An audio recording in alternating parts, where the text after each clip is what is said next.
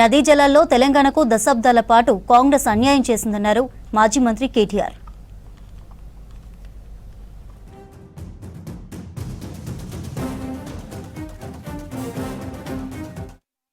CM Revanth Reddy ఒక్క భాషే వచ్చు, తాను తిట్టాలనుకుంటే 4 భాషల్లో తిడతానన్నారు. కాంగ్రెస్ అన్ని రంగాల్లో అట్టర్ ఫ్లాప్ అయిందని ఆరోపించారు కేటీఆర్. తెలంగాణ భవన్లో జరిగిన పవర్ పాయింట్ ప్రెజెంటేషన్ సందర్భంగా ఈ వ్యాఖ్యలు చేశారు కేటీఆర్. అందరి హక్కులకు కస్టోడియన్లా ఉండాల్సిన స్పీకర్ గారు ఇవాళ ఆయన బడివే అని మాట్లాడితే కళ్ళప్పగించి ప్రేక్షక పాత్ర వహిస్తుంటే ఏమనాలనో అర్థం కావట్లేదు.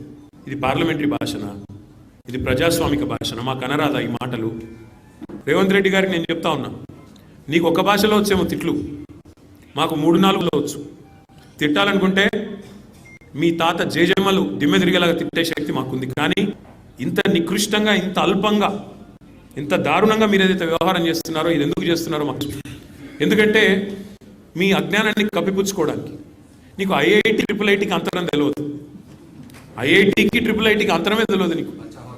నీకు కావద్దు బ్రజేష్ కుమార్ ట్రిబ్యునల్కు తేడా తెలియదు. నీకు అసలు కృష్ణా బేసిన్ గోదావరి బేసిన్ ఏందో తెలియదు. నీకు అసలు తెలంగాణకి ఏం కావాలో తెలియదు. నీకు తెలిసిందల్లా ఒక్కటే, దోచుకోవడం, దాచుకోవడం తప్ప నీకు తెలిసింది ఏమీ లేదు. ఒక అజ్ఞానివి, ఒక ఉష్ట్రపక్షివి. ఏమనుకుంటున్నావు? నిన్న చెప్తున్నాడు ఆయన తెలంగాణ కోసం అంటే ఈ మహానుభావుడు ప్రాణాలు ఇస్తాడంట. నువ్వు ఆనాడు తెలంగాణ వాదుల మీదకి, తెలంగాణ బిడ్డల మీదకి తుపాకీ తీసుకొని పోయి తెలంగాణ ఉద్యమాన్ని అవమానించింది ఎవరు మర్చిపోలేదు. ఇవాళ పేమెంట్ కోటాలో అదృష్టం బాగుండి అడ్డిమారి గుడ్డి దెబ్బలో ముఖ్యమంత్రి అయినవు రేవంత్. నీ వాగుడు, నీ అల్పబుద్ధి ప్రపంచం మొత్తం చూస్తూ ఉంది. ఒక్కటి మాత్రం వాస్తవం, నీలాంటి వ్యక్తుల వికృతమైన మాటలతో కేసీఆర్ గారి స్థాయిని మీరు తగ్గించలేరు. మీరు ఎవరేమో సరే, నీ కాంగ్రెస్ పార్టీ నాయకత్వం ఏమనుకున్నా సరే నువ్వు తగ్గించలేవు. ఇవాళ నదీ జలాల్లో తెలంగాణకు అన్యాయం జరిగింది దశాబ్దాల కంటే. నిన్న ముఖ్యమంత్రి గారు ఒక మాట చెప్పారు మాట్లాడుతూ, అన్యాపది అన్నాడు. అప్పుడెప్పుడో నిజాం బాగు చేసిపోతే ఆ తర్వాత వచ్చిన వాళ్ళందరూ నాశనం చేస్తున్నారన్నాడు. తర్వాత వచ్చింది ఎవరు?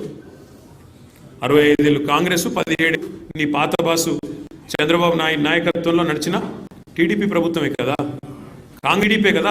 దొందే అన్నట్టు ఈ రాష్ట్రాన్ని 2014 దాకా నిరాటంకంగా పరిచింది. మరి నిన్న మీరు ఏ నిందారోపణలు అయితే చేశారో ఖచ్చితంగా దాని బాధ్యత, దాని యొక్క ద్రోహం ఏదైతే జరిగిందో తెలంగాణకు, దానికి బాధ్యత కాంగ్రెస్ పార్టీ వహించాలని చెబుతూ